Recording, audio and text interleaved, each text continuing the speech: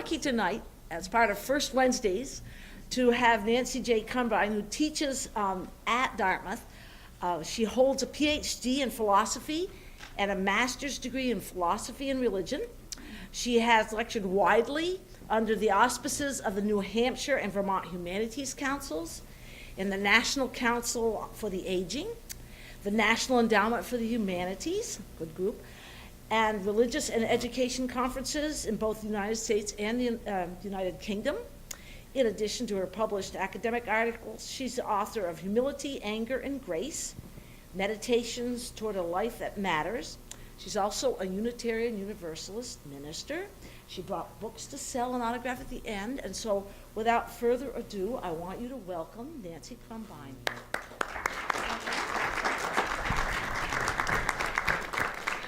I'm here to talk about creativity and spirituality and the power of language. And what I'd like to do, as seen through Emily Dickinson, come on in, there's always room. It's not church, yeah. It could get churchy later, but it's not church now. But it's all right, because it's Unitarian Universalists. It's not true you can believe anything you want. What is true is that you have the right and privilege and responsibility to develop your own thoughts. I want to talk about creativity and spirituality, but I do have a hidden agenda, which is to make you all more creative by the end of the talk, or at least put a little pressure on you that it might be a good thing to allow yourself to be a little more creative in any aspect of your life. I'm not saying that I want you to become poets as you walk out tonight, though that a little more poetry in the world certainly would be a good thing. But creative in the kitchen, in mowing the lawn, lots of places for creativity. But as Emerson said in the famous essay, The Poet, which I can't urge you enough to reread if you haven't read in the last 5 years, he says that we can only really fulfill ourselves, become whole human beings, by becoming part of the creation. And the only way to become part of the creation is to become creators. So as I tell my writing students all the time, you have to have one point that is the thread throughout, no matter how wild your paper gets. That's my one thread. That's my not-so-hidden thesis, is that I hope to introduce you to two writers. I mean, how many, I'm not introducing you to these writers. Practically all of you have read Dickinson or been introduced to Dickinson somewhere along the line. How many of you have, any experts on Emily Dickinson? I always like to ferret them out right away. All right. No experts in the room on Emily Dickinson? There's always one in the front row that trips me up.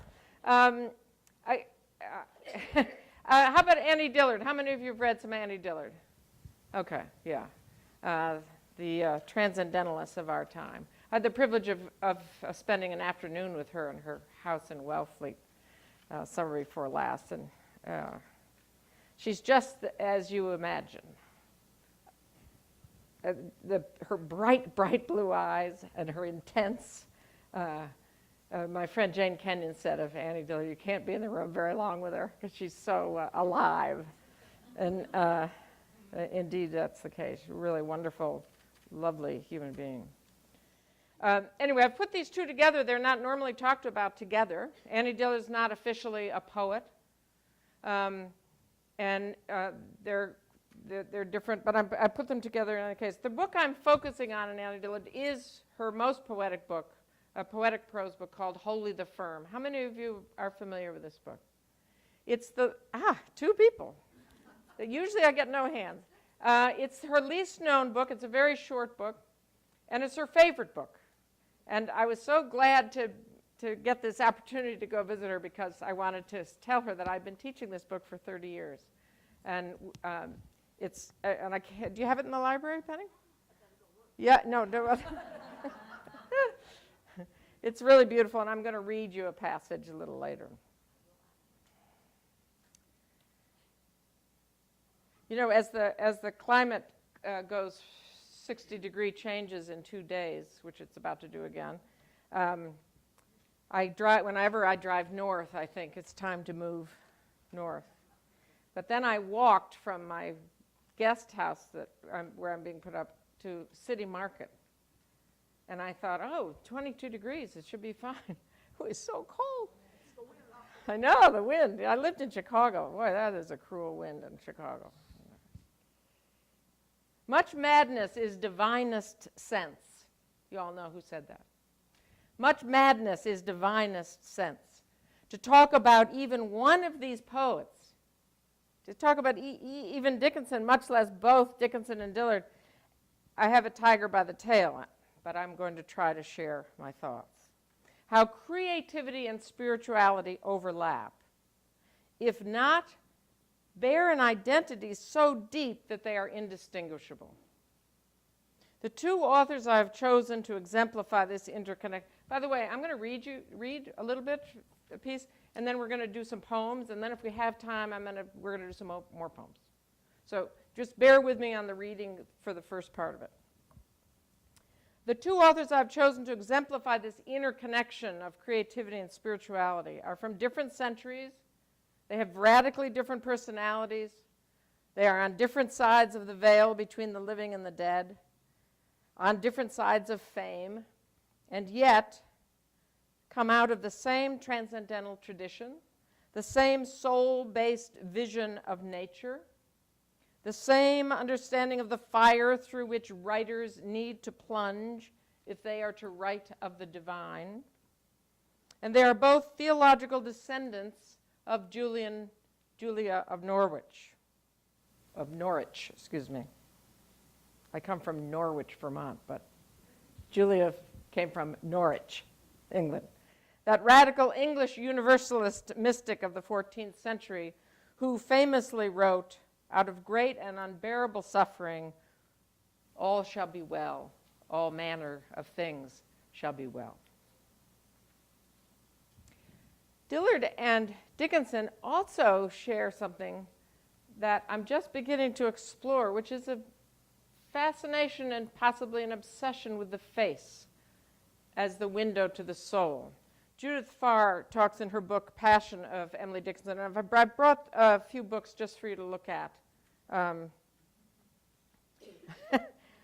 She writes she has a chapter on the face, and the sense that those 20 years when Dickinson was so reclusive wouldn't let anyone see her face.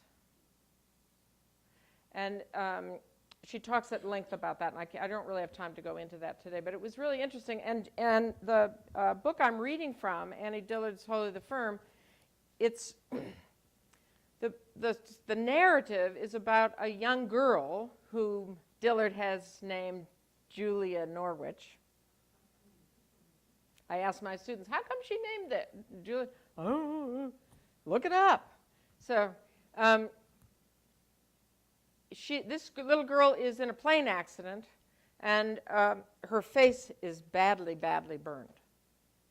And so it's a question, the book is really asking the theological question of the problem of suffering and evil. Well, if God's so loving, how could she refers to God as he, burn a child's face off. But it's also about the role of the artist in reaction to suffering, which of course Dickinson is all about that. What is the poet? What is the job of the poet? She writes a lot about writing, as does Dillard. But it's interesting. I just made that connection about the face. There's something about the face that's very central to both of them. It's very interesting. And of course, I'm sure Dillard read Dickinson through and through. How many of you, by the way, are afraid of poetry, or don't like it, or sort of here just because it's the series, but you really wish it were history again? Yeah, there are a few hands. I just want to share with you that despite the fact that and you must not tell anyone in the English department this, but despite the fact that I have been teaching for a long time, my degrees were actually in philosophy. And, well, two of them were, and then I had another one in religion. But I was very afraid of poetry. In fact, I just didn't get it. It was taught to me horribly. And I ended up in a poetry writing group by accident. And that was very confusing because I was afraid of poetry, much less writing it. And then I was in this group, we were discussing Emily Dickinson. And after the meeting, I turned to my colleague, Ivy Schweitzer, the wonderful, wonderful professor at Dartmouth, and a specialist in Emily Dickinson. And I whispered to her, I said, Ivy, I have to confess something.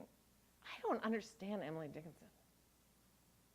And she looked at me and she said, nobody understands Emily Dickinson. And the heavens opened up. And the next day, that night, I started reading poetry, all sorts of poetry, because I had permission not to understand it, which no teacher ever gave me. How bad was that pedagogy? That they would stand up, what does this poem mean? And they knew the answer, and you had to figure it out, right? And in fact, they didn't know what the poem meant. Nobody knows what any poem means. So anyway, I have great debt to Ivy Schweitzer because since then I've been reading and writing poetry, and just the whole world of language has opened up to me in a wonderful, wonderful way. So I hope the same thing happens to you, and I give you permission to read anything without understanding any of it, which is what I now do with my students. I'd like to begin tonight with a few of my own thoughts on creativity and spirituality, then say a few words about Dickinson, who is only so recently being understood as the volcanic genius that she was, no Belle of Amherst she. Then turn to a few of her poems I've selected. Since Dillard is still very much alive, and as I've said, I had the privilege of visiting with her and her wonderful husband, Bob Richardson, who is the biographer, many of you may know him, of the famed biographer of Emerson, Thoreau, and William James. Wonderful, wonderful, thick, wonderful biographies. I'm going to do less biography of Dillard and simply jump into her little known but favorite to my mind, best book, Wholly the Firm. Then we'll have a discussion in which we'll try to make sense of it all for ourselves. That is, what does the reading of these writers, what does creativity and spirituality mean for each of us? And that's, as I said, my hidden, not so hidden agenda. For as Ed Hirsch reminds us, quoting Rilke, you are reading poetry, I mean really reading it, when you feel encountered and changed by a poem. Not when you understand it, but when you feel changed by it. When you feel its seismic vibrations, the sounding of your depths. Rilke, there is no place that does not see you. There is no place that does not see you. Rilke writes at the earth-shattering conclusion of his poem, Archaic Torso of Apollo, there is no place that does not see you. You must change your life. And Ed Hirsch goes on to say the spiritual wants articulation. The spiritual wants articulation. Nietzsche, that wonderful and very badly misunderstood 19th century philosopher, wrote in Birth of Tragedy that art approaches as a sorceress, as a saving sorceress, expert at healing. How many of you have been healed by art? How many of us turn to art, any form of poetry, art, paint, any of the arts, to be healed? Yeah, I think we all have at certain times, and if you haven't, come talk to one of us afterward. Nietzsche goes on, she alone knows how to turn these nauseous thoughts about the horror or absurdity of existence into notions with which one can live. She alone, art alone, knows how to turn these nauseous thoughts about the horror and absurdity of existence into notions with which one can live. In other words, creativity heals the very same angst that religion has always addressed. Creativity heals the anxiety and depression inevitable in those of us who ask the larger questions. Only recently, in fact, have the arts and religion been separated. Theater and religion were one and the same once upon a time, and in some ways still are, though not often recognized. The great art of Western culture, until very recently, has been largely religious art. The great creative thinkers, again, until a bit ago, turned always toward the divine as the most important and final object of contemplation. Emerson makes this point as clearly as it could be made in his essay, The Poet, in which he explains that only in becoming part of the creation through one's own creative activity, as I said earlier, does one fulfill one's soul, one's reason for being. The recent good news about this is that the neuroscientists are finally catching up with Emerson, Thoreau, Dickinson, and Dillard, and the Buddhists, who all along have known that meaning lies in being one with creation as creator. We can begin to talk now, though, with scientific backing after this long period of impossibly linear thinking. We can begin to talk about creativity, its crucial importance not only in individual fulfillment, but in global politics. We are beginning to understand the brain as soul, its plasticity, its need to be nurtured and fed, its desire and potential for compassion, creation, and peace. And do you all know, any of you with gray hair, that with a little exercise you can regain some of those brain cells and get your memory going better, et cetera, et cetera? So 2 books I want to underline, and I can't talk about them tonight, but they're 2 very, very important books. Sharon Begley, B-E-G-L-E-Y, she's a science editor for Newsweek, and now, I don't know, since Newsweek disappeared, I don't know where she is. The book is called Train Your Mind, Change Your Brain, and it was based in a conference of Tibetan Buddhists and neuroscientists, and it's the most amazing book. And the second book that I recommend to you about this issue of creativity and spirituality is Jill Molte-Taylor's book, My Stroke of Insight. You may know this book. She was a neuroscientist. She had a stroke in her 30s. She lost her left side of her brain, but somehow miraculously got it back and was able to remember life in the right side of the brain, living in the right side of the brain. And she was blissed out. I mean, that's where, let's see, my right side of my brain is. That's where the bliss is, right? The rest is appointments. Anyway, they're great books. They're easy to read. They're very accessible, and they're very, very important. They're on a bibliography that I'm going to make available to you when I'm done. But the 2 books are Train Your Mind, Change Your Brain by Sharon Begley, and Jill Molte-Taylor's book, My Stroke of Insight. She's also on TED Talks, by the way. But read the book first, because they only give you 10 minutes on TED Talk. Back to poetry, Ed Hirsch again. And do you all know Ed Hirsch's book, How to Read a Poem? It's a wonderful book. And you don't have to understand all that book either. Just, it's a wonderful book. He writes, poetry is a way of inscribing the feeling of awe, A-W-E. Poetry is a way of inscribing the feeling of awe. And that's true, by the way, of a 4-year-old's poem as well as somebody as sophisticated as Dickinson. He goes on, I don't think we should underestimate the capacity for tenderness that poetry opens within us.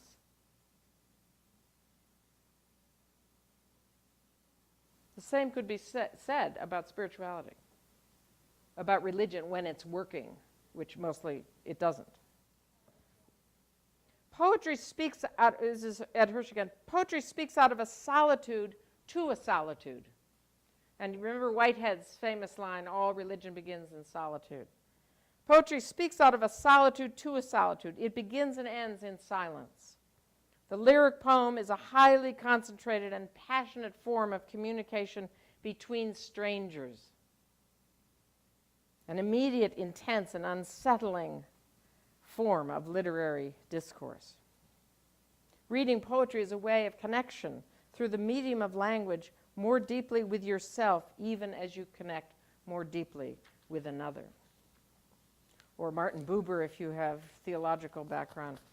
In the beginning was relation. In Fearless Creating, Eric Maisel talks about the hush of the beginning part of creating, the right brain, quiet mind. You all heard about that, quiet mind? There's monkey brain and then there's quiet mind. I'm no expert here, but you get what the difference. You all have monkey brain. I have monkey brain like crazy. Do this, you're late. And then there's quiet mind.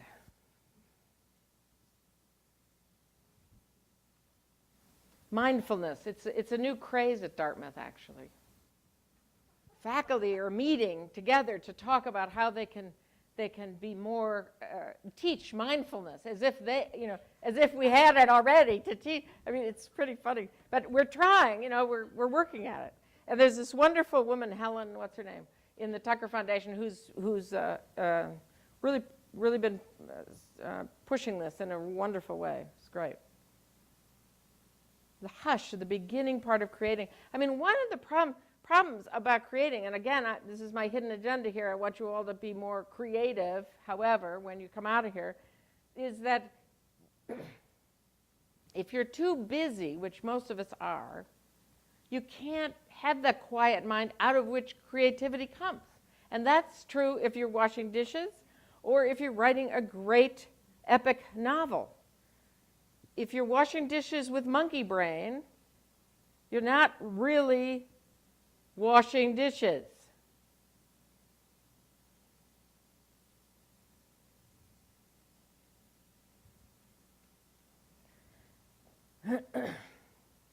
All right.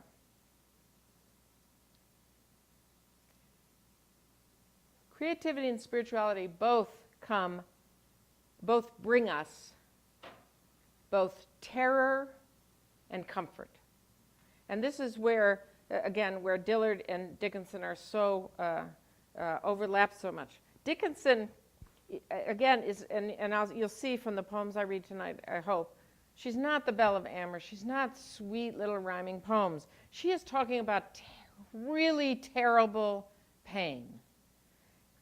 She was probably bipolar. She was talking about dark, deep depression and terror. She's talking about broken hearts. She's talking about death, many, many deaths in her life. Out of that burning pain, and Julian and Norwich comes to mind again, comes this light, comes this white light.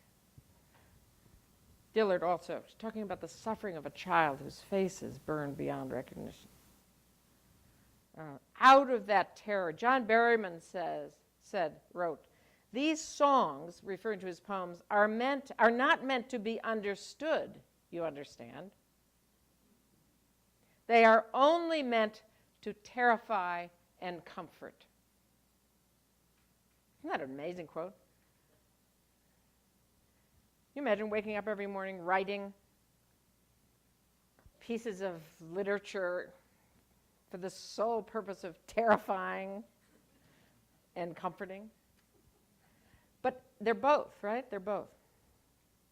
Both of the poets tonight, Dickinson and Dillard, and I'm calling Dillard a poet even though she's not technically a poet. Both of these women understand this unique connection between terror and bliss, between terror and comfort.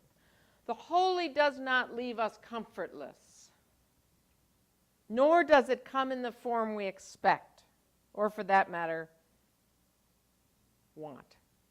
The holy does not leave us comfortless, nor does it come in the form we expect, or for that matter, in the form that we want, right? It often comes like a bat out of hell, literally. I have the whole talk about bats. Jane Kenyon has, I have another talk that I do with the Vermont Humanities Council in which I talk about Jane Kenyon, Rumi, and Kabir, and Dickinson, those four. And bats are central to that talk. if we are waiting for creativity, if we are waiting for our muse, as I often do on a given morning, if we are waiting for creativity to fly into our window looking like a goldfinch, we are sadly mistaken. Rather, the Spirit, if and when it comes, smacks us in the face when we are least in control, burns our lips with the same coals it burnt Isaiah's lips, comes with that horror Mary must have felt, suddenly unwed and pregnant. Moses at the burning bush. Do you think for 1 second that he liked what he heard? Go back to Egypt where there's a death warrant out for you.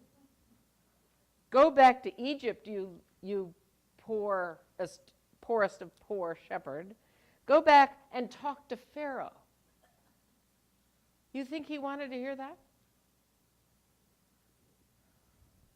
Go stand up to Pharaoh, Moses. And of course, Moses, what did he do? Remember?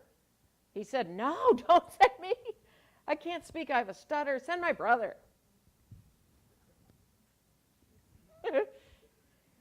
But that's creativity. Moses is standing by the burning bush. He's looking at this bush, and the sun's coming up, shining, making it alive. And he has this creative thought. Now, the Bible describes it one way, but we could talk about it another way. He has this thought. Hey, I could go to Egypt and save my people. And then the terror comes. Oh my God, that's a horrible thought. I must be crazy. But it won't go away. And it keeps at him, and it keeps at him, and it keeps at him, and he goes. That's creativity. But it arrives in a terrifying way. In that brilliant story, creativity and spirituality are one. Be not afraid. Every angel in the Bible says, first thing out of their mouth, be not afraid.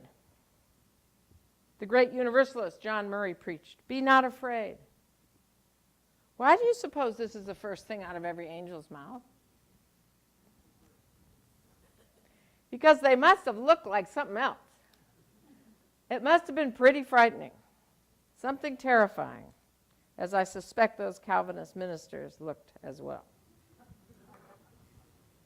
Our creative longing calls us to reverse that Aristotelian view of the body as the container of the soul. Our creative longing calls us to reverse Aristotle's view that the body is the container of the soul. The soul, in fact, these poets tell us, is the container of the body. The spirit precedes matter. This is what all artists teach us. This is why we go to them when we're in trouble, to be healed. This is what the physicists and the neurologists are now discovering. The spirit precedes matter.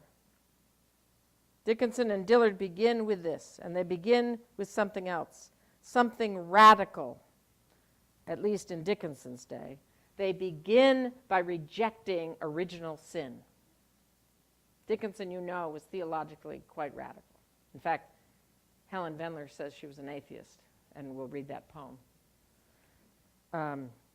But both of them reject guilt and shame. And what does that mean for us as people, as creative people, wanting to be more creative? To really throw out the notion that children, read creative people, artists, are evil. To throw out the notion that the creative is evil and dangerous and not to be trusted. Children that are creatures about to explode at every turn. To really turn toward our children / artists, whether I'm calling children because they are the most creative in the culture because they haven't until they're repressed. By the time I get them, they're all repressed, and I have to break them open again. But to really turn to our children and artists, whether they be 1-year-old or 90-year-old, and say, "What do you think? I'm listening to you. I want you to lead us." If we really turn and say, "I see you. I want you to lead," this is the radical creative, and spiritual act. To read poetry is a radical and religious act. Poetry is subversive in the prophetic sense of that term, as in prophetic religion is subversive. Religion is, there's the priestly tradition and there's the prophetic tradition. The priestly tradition, the priests inside the institution, right? Maintaining the institution. And then outside, the prophets banging on the door saying, you're not doing it right, right? So you have these two traditions. Poetry, of course, is on the outside banging. There's a wonderful story about Laura Bush, bless her heart, invited poets to come to the White House. It was going to be a big poet dinner. And then she got word that there was going to be some poetry read that was a little, had some little tension in it around her husband's policies. And she canceled the dinner. So the poets met here in Vermont and had their dinner. So there's more to say about that, but I won't. All right. So what's important here? So important. This is so important. This turn, as the Hasidim say, this turn from a shame that perpetuates lethal institutions, the need to break through order into life. By the way, Allie White, bless her heart, I still haven't met her. She's booked me for all these libraries. And she insisted on the title of this talk today, which we don't have to repeat. I don't like it at all. I reject it. The title is Breaking Through Order into Life, but she thought nobody would show up. And maybe she's right, because you're all here and you didn't hear the real title. So, Breaking Through Order into Light. This turn, what's important here is this turn from a shame that perpetuates lethal institutions, the need to break through order into light, has kept religion alive these many years. Without its heretics, the church would have died long ago. Without its artists, it would have died before it began. We who keep order going by breaking through it, we creative people, know this in the deepest recesses of our bones. Hello, there's a chair just been waiting for you. We are not sinners. We have no need of cleansing. We have need of water, but so to drink, and to remind us that we are awash in joy. You want me to say that again? Amen. Yes. Now we're talking here. Thank you. I sort of forgot. I gave a talk in Tulsa last winter. Tulsa, Oklahoma, of all places, has a huge Unitarian Universalist church. I mean, huge, the biggest church in the world, the Unitarian church in the world. And, which, it's not saying that much, but, and it was a church that merged a black church and a white church. And I want to tell you, I couldn't get one sentence out without, yes, say it again. And the energy was, it was transformative. And one of the women challenged me to never, ever read a talk again. But in Vermont, it's really risky. But now that I know that you were there, okay, what was I going to read again?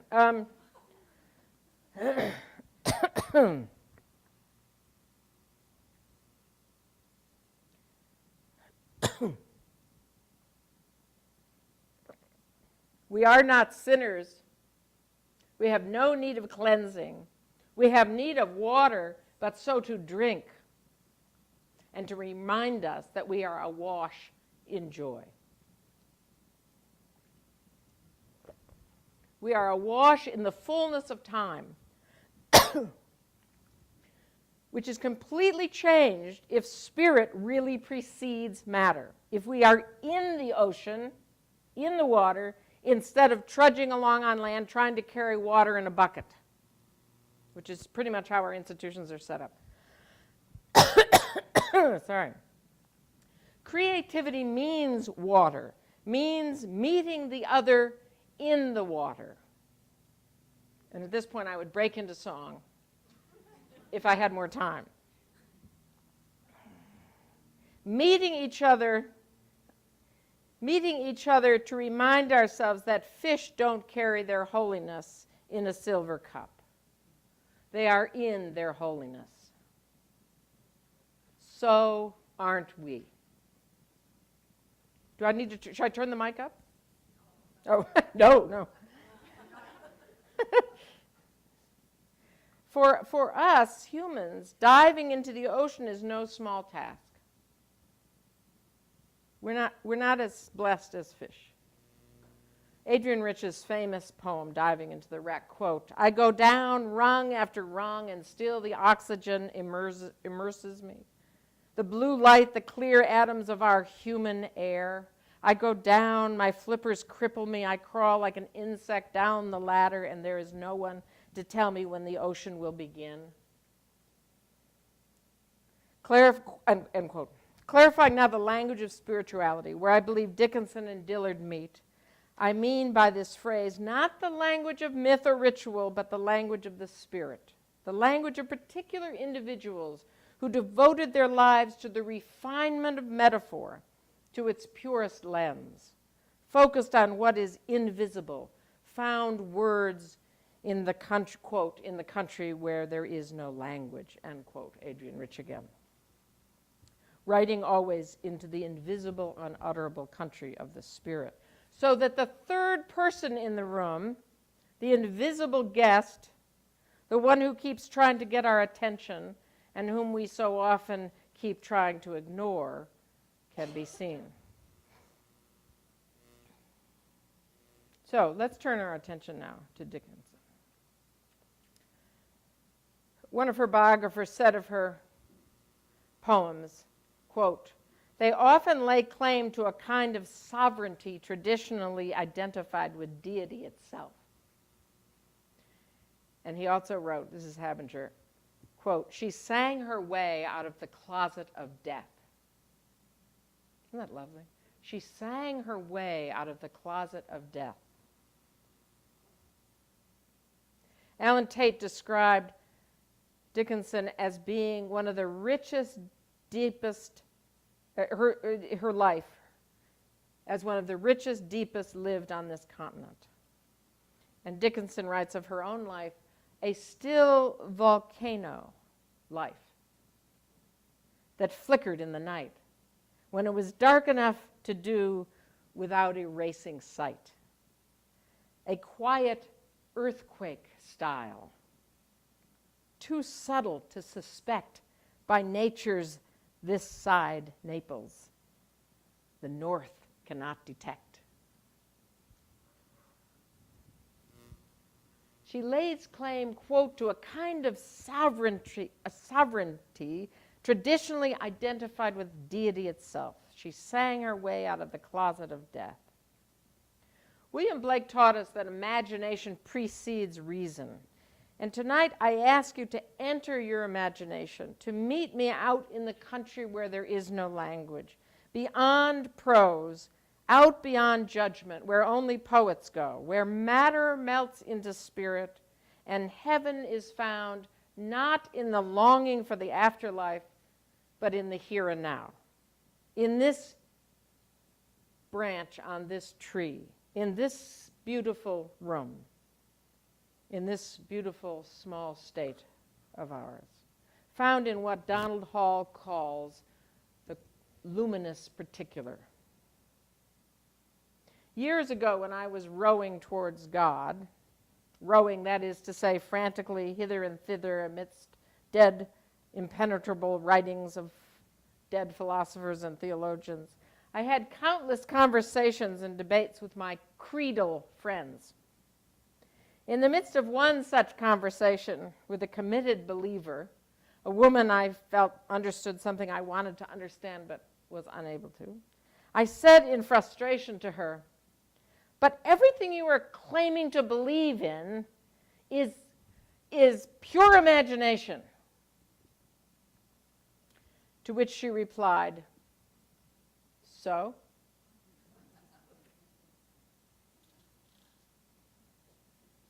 So? That one word, that simple question, picked me up and, as the Hasidim say, turned me. Turned me forever onto a new path. Imagination precedes reason. While I still do not understand creeds, I have come to know something of what Unitarian Universalists call the ongoing revelation of the divine, which is certainly what Dickinson and Dillard talk about. And these two writers have been guides along my way.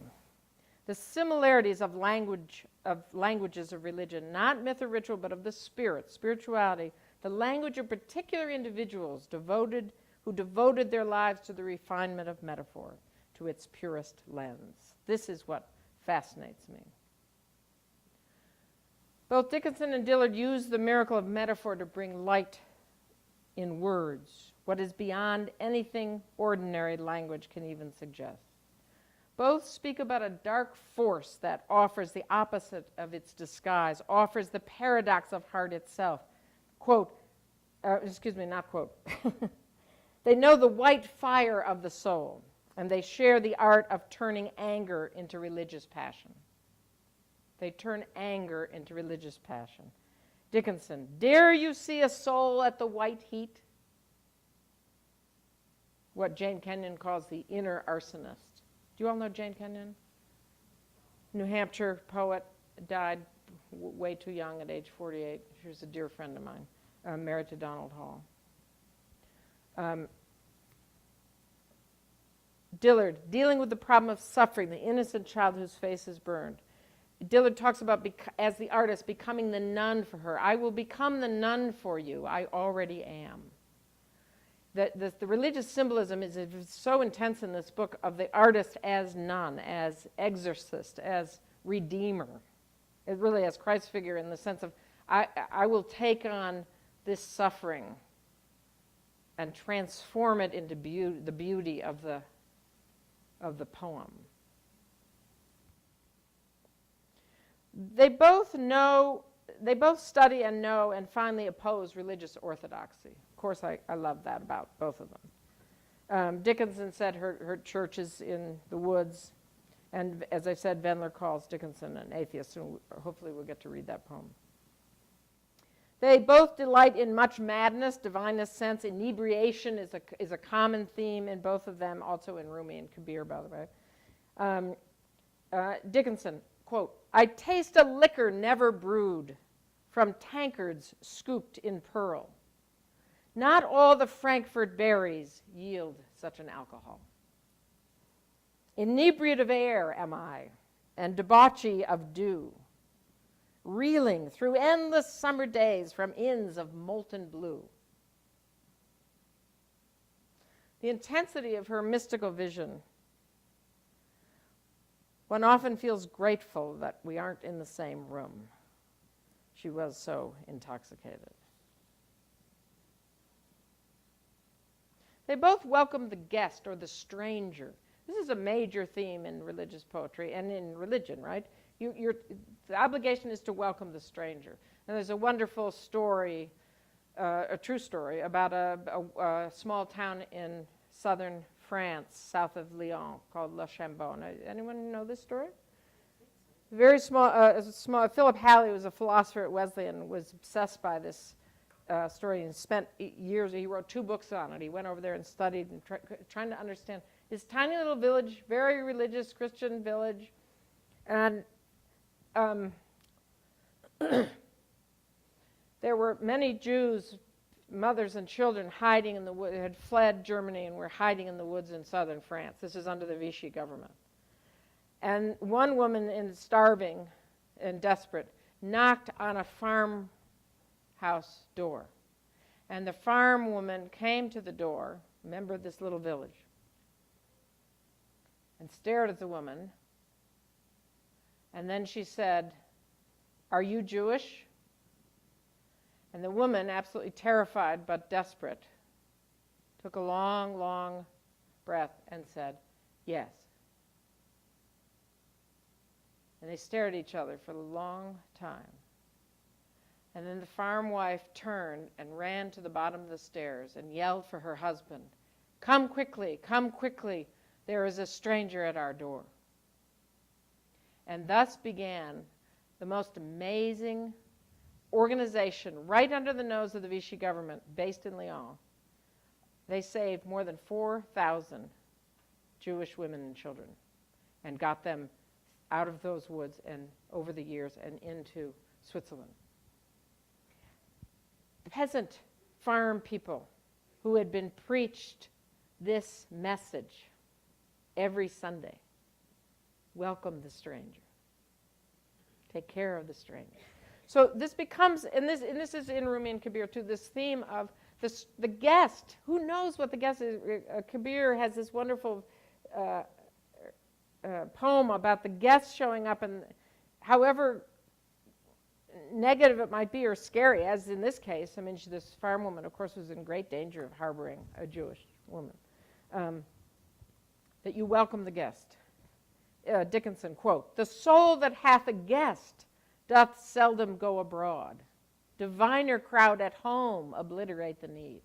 Now, she's talking about the soul, the guest in her soul, but she's using that religious language. And there are other examples we'll look at. Both Dickinson and Dillard are prophets. They are didactic. They tell the reader what they want them to do. Dickinson, "Dare you see a soul at white heat? Then crouch within the door." They both have terrific senses of humor. They understand spirituality as joy and as ecstasy. There is nothing disembodied about their vision of the divine. Dickinson is surprisingly, if you've grown up thinking she's the Belle of Amherst, when you read the poems through the new vision of the new critics, she is sensual and sexual. She was clearly in love with her sister-in-law, Sue, next door. She was clearly, possibly in love with several men. It's very confusing. But it was not a ethereal, disembodied passion. They both lead us through terrible darkness. They lead us through pain and grief to the joy of divinity. Again, Julian of Norwich comes to mind. Present and accessible here and now in all its humble glory. So those are my formal remarks. And if you'll go with me, I'd like to read a couple of poems and comment on them of Dickinson, and then I want to read you a passage from Dillard. Is that all right? Do you want to stretch, stand up, do a dance, sing? I usually do sing, actually. I sort of forgot to sing. I'm going to start with a poem you've already heard, but I hope I can say something new about it, called "Hope is the Thing with Feathers." Have you all heard that? Hope is the thing with, hope, by the way, she has in quotes. Hope is the thing with feathers that perches the thing. I'm sorry, I'm going to interrupt myself. I won't do this the rest of the poem, just this first line. Hope is the thing with feathers. The word thing appears in her poems something like 117 times. Often the poems start out with something is a thing, and as if she's saying, well, what is this thing? Right? Hope is the thing with feathers that perches in the soul and sings the tune without the words, and never stops at all. And sweetest in the gale is heard, and sore must be the storm that would abash the little bird that kept so many warm.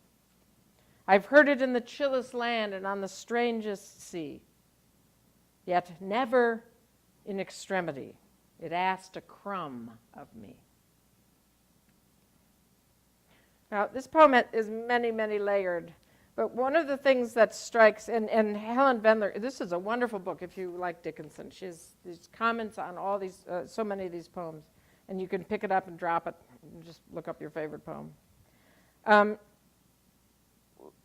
But one of the things that Vendler doesn't mention, and that I think is really important in this poem, this hope is a thing with feathers that perches in the soul. Okay, so it's the bird image. And sings the tune without the words. You remember your T.S. Eliot? Hope is always for the wrong thing. Wait without hope, for hope is always for the wrong thing. Or ennui, hope that foul, deceitful whore. Hope without words. Wait without hope, because hope is always hope for the wrong thing. But if it's wordless, then you're back into the waiting that Eliot's talking about. Do you understand that? I don't mean, do you understand? I mean, am I clear? Sings the tune without the words and never stops at all. I love that poem. And I could talk about it for hours, but I'm not going to. I want to give you the whole poem of Dare You See the Soul at White Heat. She has this, again, always this incredible, intense spirituality is born of such pain and anguish. And in that Hope Without Feathers, by the way, hope is the thing with feathers, she says, I've heard it in the chillest land, through depression, through anxiety, etc. Okay, dare you see a soul at the white heat? And that's in quotes, white heat. Dare you see a soul at the white heat? Then crouch within the door. Red is the fire's common tint. But when the vivid ore has vanquished flame's conditions, it quivers from the forge without a color, but the light of unanointed blaze. Least village boasts its blacksmith, whose anvil's even ring stands symbol for the finer forge that soundless tugs within. Refining these impatient ores with hammer and with blaze, until the designated light repudiate the fog. You all understood that, right? I still don't understand this poem. I don't know why I'm reading it to you. But I get glimpses of it. And the surprise ending, repudiate the forge. So it's this, the intensity of the heat, the light, and then it repudiates where it came from. It is so far beyond it. Let me go back, let me go forward to a poem that Wendler talks about in the beginning of her book, and I think she's right on about this. Let me read you the poem, and then I'll explain why I want to read this. Ashes denote that fire was. Now, Wendler thinks this poem is about poetry, about writing poetry. So keep that in mind. It's about a poem. So ashes denote that fire was.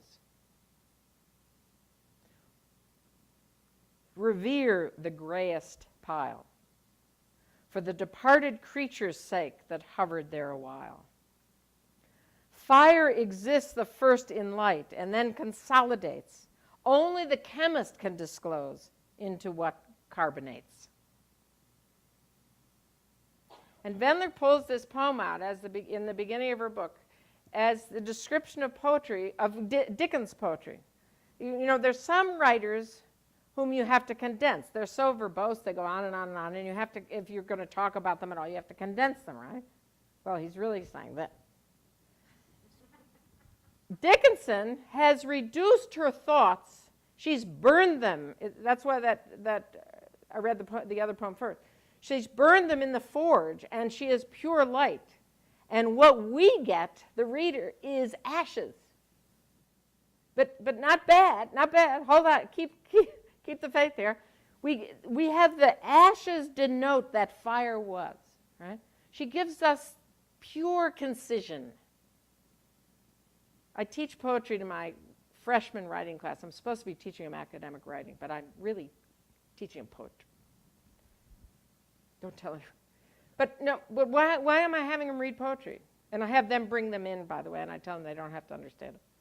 They choose the poems. I don't.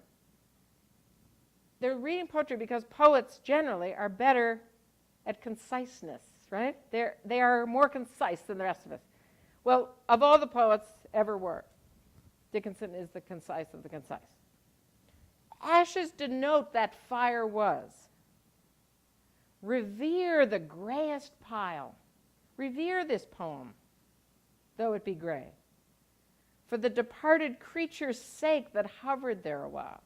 So the poet's still hovering there, right? It doesn't disappear so fast. There's meaning there. Revere it. Fire exists the first in light and then consolidates. only the chemist can disclose.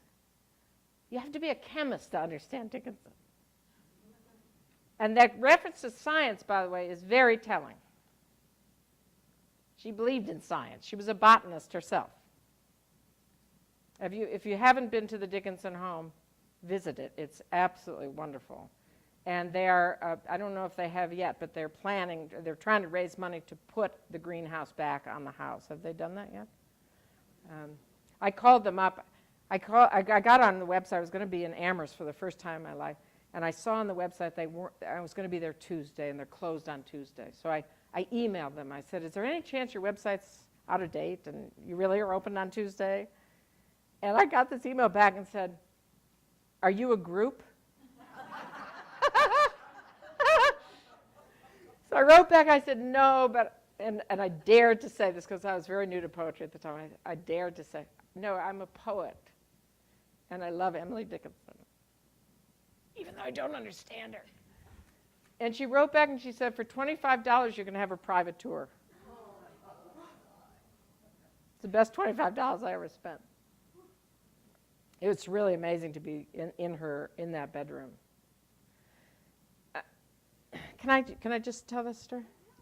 So I go into the bed. How many of you been there? Has anyone been there? Yeah, so you know. So you go into the bedroom. It's very small. It's like, I don't know, from the front row here. And there's a single bed on your left. And then there's the famous, what we would call the dresser. It's called the chest in most books, but it's a dresser, a chest of drawers, right? And in the bottom drawer were the fascicles, the hand self-published books that she put together herself, sewed them in books and with themes. I mean, there was the anti-war poem book, and they were all together. This, of course, the first critics tore them apart, and then it was like Florida's Chads trying to figure out how they went together. They weren't really figured out until 1998 when Franklin published this incredible book, and we finally get the poems unedited by the early idiots. Yes. So there's the chest. And then in the corner, there's a table that's no bigger, the surface of which is no bigger than this. So I turned to the guide. You have to know me a little bit better to really appreciate this story. I turned to the guide and I said, what's that? And she said, that's her desk.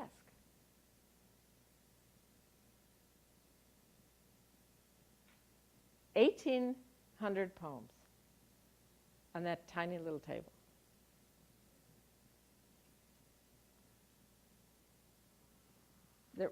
Okay, now here's a quiz.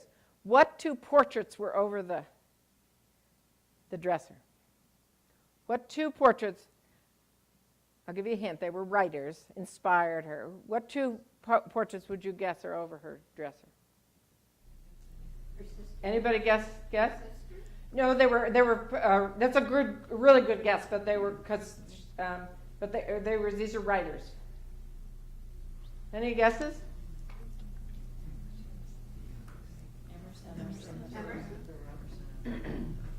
Good guesses, but no. A little later. All right, another hint. They were women. Fuller. Good guess, but no. She's a little later too. Project. Good guess. George Eliot and Elizabeth Barrett Browning. All right.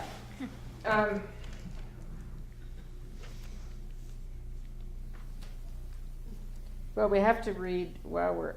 Do you want me to read the atheism poem, or the? Well, I'll just do both. All right. Well, while we're on poetry, this famous one, you all know this. This is my letter to the world that never wrote to me. We all have days like that, don't we? This is my letter to the world that never wrote to me. The simple news that nature told with tender majesty. This is her news, is nature. She's announcing nature. This is what she's bringing to us. The simple news that nature told. Her message is committed to hands I cannot see. For love of her sweet countrymen. And then she does this funny thing at the end. Judge tenderly of me. She flips it back to her, the poet. But she likens herself, Wendler says she likens herself to Jesus bringing this message. But it's not the message of God the Father. It's the message of nature, the female, as female. Her message is committed to hands I cannot see. It's a beautiful, beautiful poem, and rightfully so famous. Another on writing of poetry. The poets light but lamps themselves go out. The wicks they stimulate, if vital light, in here as do the suns, each age a lens disseminating their circumference. It's so hard to read Dickinson properly. The poets light but lamps themselves go out. The wicks they stimulate, if vital light, in here as do the suns. They go on age to age, right? The light goes on, disseminating their circle. And I'm going to use that as an entrance to read a passage from Dillard, and then we'll open it up for questions and discussion. Is that all right? You're going to love this. This is a very famous passage in here. It's been put in a million anthologies of amazing writing. And it's just a narrative, but it's loaded with religious language, as you'll see. And it's loaded with that combo. Can I walk around? Is that all right with you? Creativity and spirituality. 2 summers ago, I was camping alone in the Blue Ridge Mountains in Virginia. You all know that song? In the Blue Ridge Mountains of Virginia. She still has a cabin in Virginia, she told me. She goes in the summers. She's in Wellfleet in the summers, and then in the fall and spring.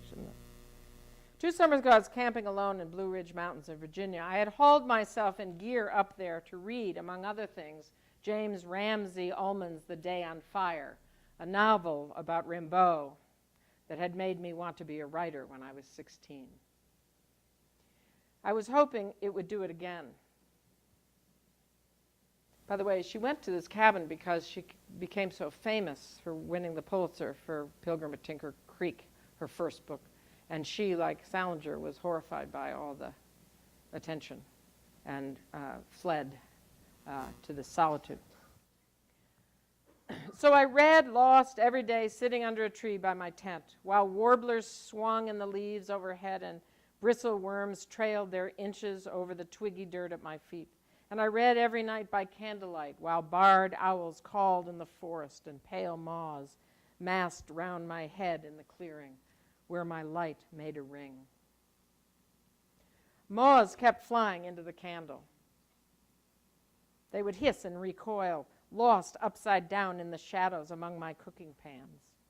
Or they would singe their wings and fall, and their hot wings, as if melted, would stick to the first thing they touched, a pan, a lid, a spoon, so that the snagged moths would flutter only in tiny arcs, unable to struggle free. These I could release by a quick flip with a stick. In the morning, I would find my cooking stuff gilded with torn flecks of moth wings, triangles of shiny dust here and there on the aluminum. So I read and boiled water and replenished candles and read on. One night, a moth flew into the candle, was caught, burnt, dry, and held. I must have been staring at the candle, or maybe I looked up when a shadow crossed my page. At any rate, I saw it all. A golden female moth, a biggish one with 2-inch wingspan, flapped into the fire, dropped her abdomen into the wet wax, stuck, flamed, frazzled, and fried in a second. Her moving wings ignited like tissue paper, enlarging the circle of light in the clearing and creating out of the darkness the sudden blue sleeves of my sweater, the green leaves of jewelweed by my side, the ragged red trunk of the pine. At once the light contracted again, and the moth's wings vanished in a fine, foul smoke. At the same time, her 6 legs clawed, curled, blackened, and ceased, disappearing utterly. And her head jerked in spasms, making a spattering noise.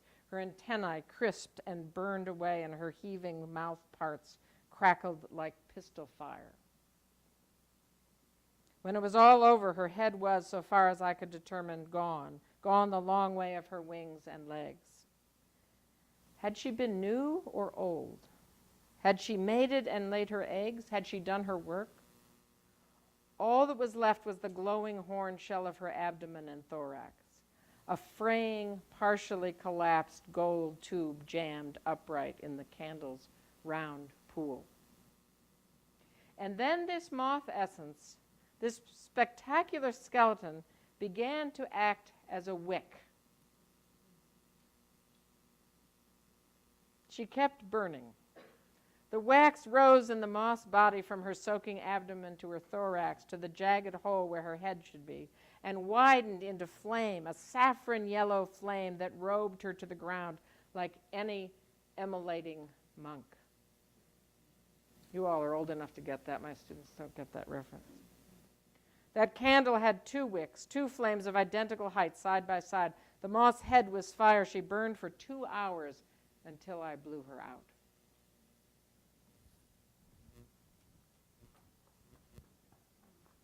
That's the artist.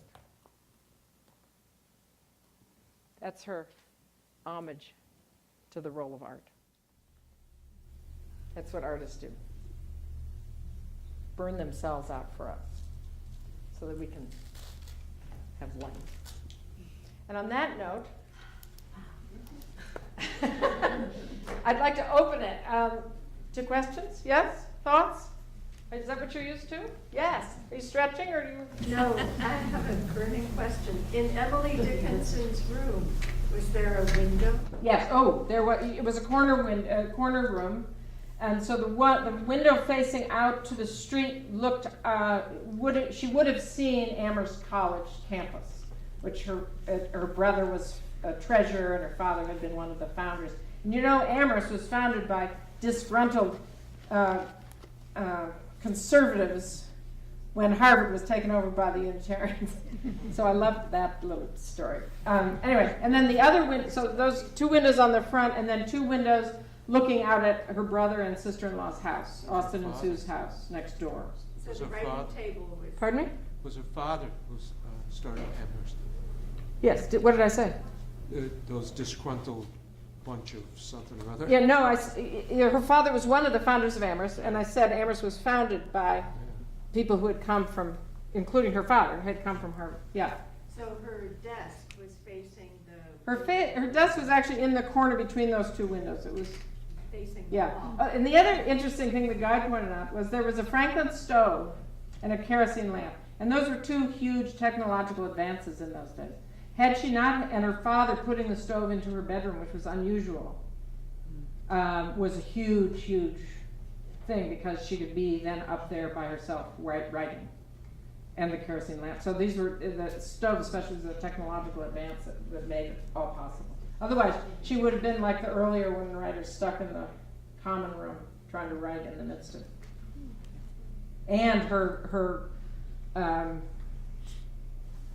illness, mental illness, or I don't know how to describe it, around her face and not wanting to be seen, all that stuff would have been really torturous for her had she not been able to withdraw to her room.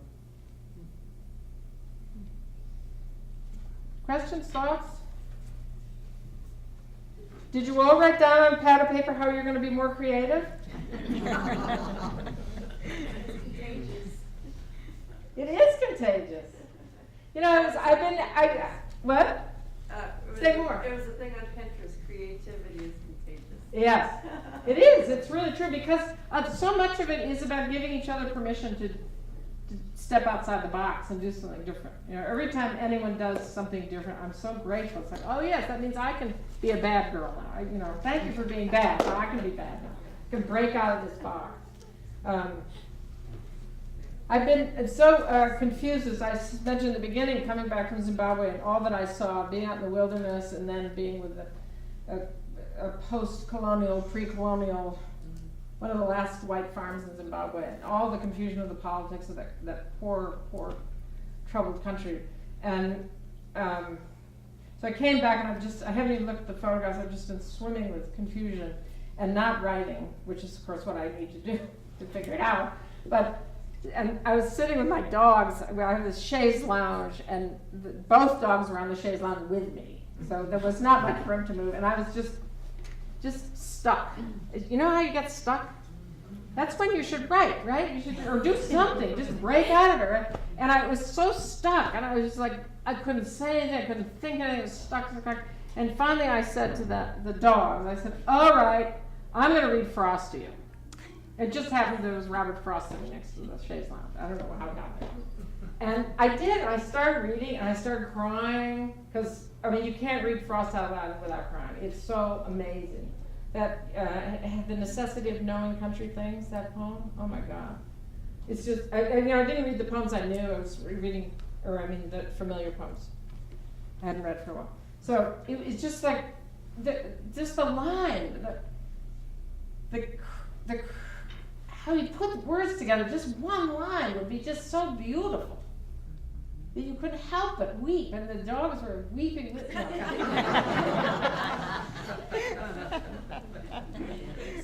Now they run. And I said, okay, we're reading Frost. Yeah, you were late. Well, how come you were late? Go ahead. I'm assuming you were first introduced to Emily decades ago. Do you remember what you No, thought? you see, you missed this whole story. What? Go ahead. Well, when was it? Just a few years ago, actually. Oh, okay. How many years ago? Go ahead with your question. What did you think? How did you feel? Well, then, before Emily, then, you had some... No, when I first was introduced to her, I was scared. I had no idea. I didn't understand her at all. So how did the transformation take place? I already told that story, honey. I really. That's the person sitting next to you. I missed what I thought. Next question. Other questions? Yeah. What were you going to sing when you were talking about that our body is immersed in the soul and the water? Well, I have a lot of songs, but I will sing a song, and you'll sing along. You can sing along with it, because it's about creativity. Okay. How could anyone ever tell you were anything less than beautiful? How could anyone ever tell you were less than whole? How could anyone fail to notice that your loving is a miracle? How deeply you're connected to my soul. Thank you.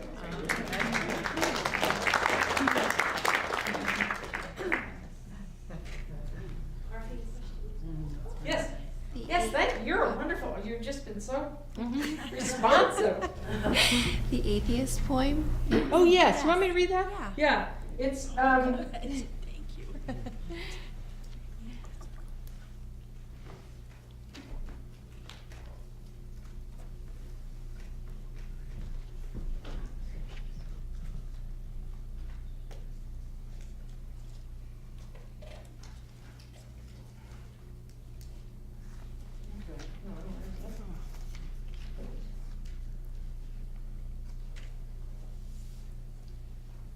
sorry, I wish I should have duplicated it, but I don't have it. 'Tis so appalling. 'Tis so appalling, it exhilarates. So over horror, it half captivates. The soul stares at it, secure.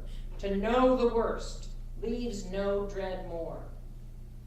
To scan a ghost is faint, but grappling conquers it. How easy torment now. Suspense kept sawing so.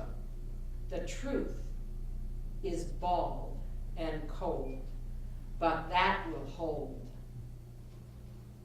if any are not sure.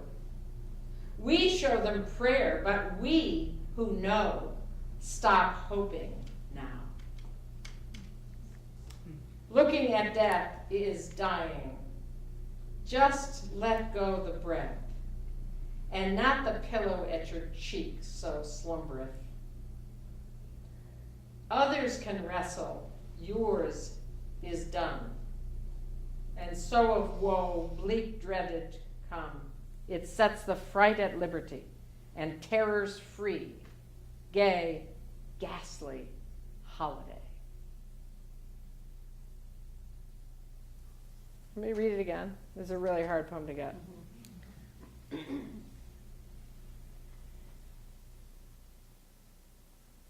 Let me read Wendler, just a couple of sentences. It might help you.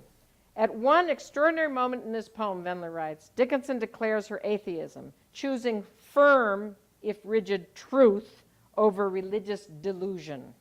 Secular, if unaesthetic, secular despair over theological hope. Quote, the truth is bald and cold, but that will hold. She is certain of the truth, but gestures briefly and dismissively to those who need illusion. If any are not sure, we show them prayer. She then reasserts her own affirmation as one of a company, we who know. Okay, so let me read it again.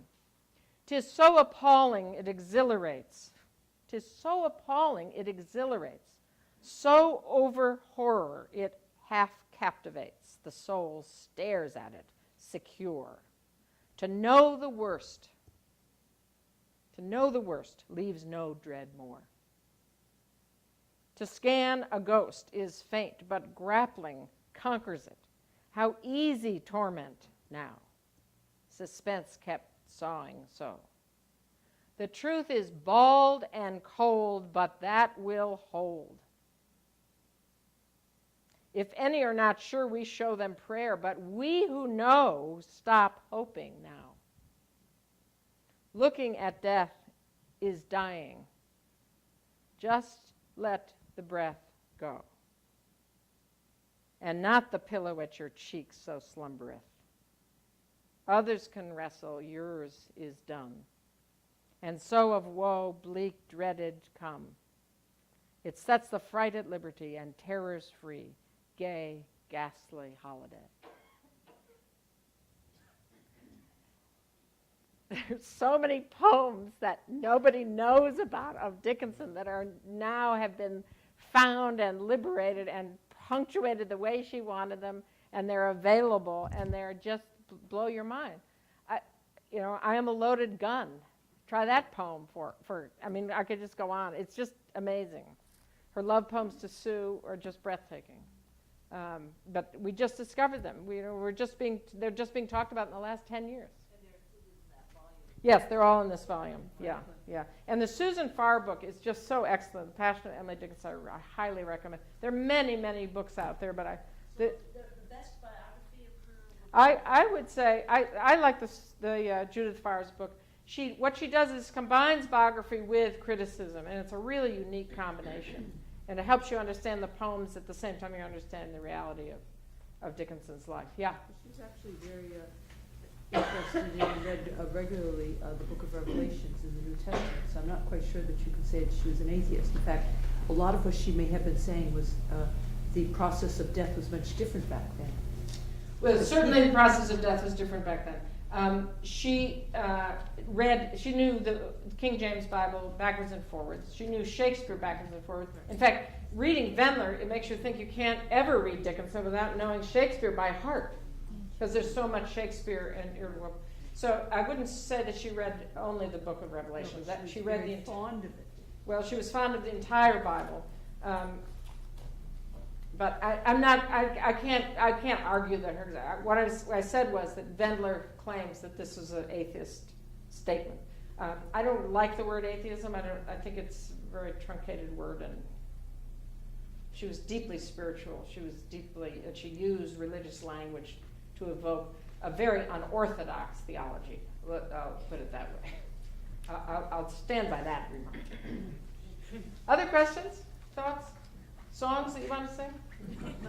Isn't that one more question? I'll ask one more. Because she's been such a good author.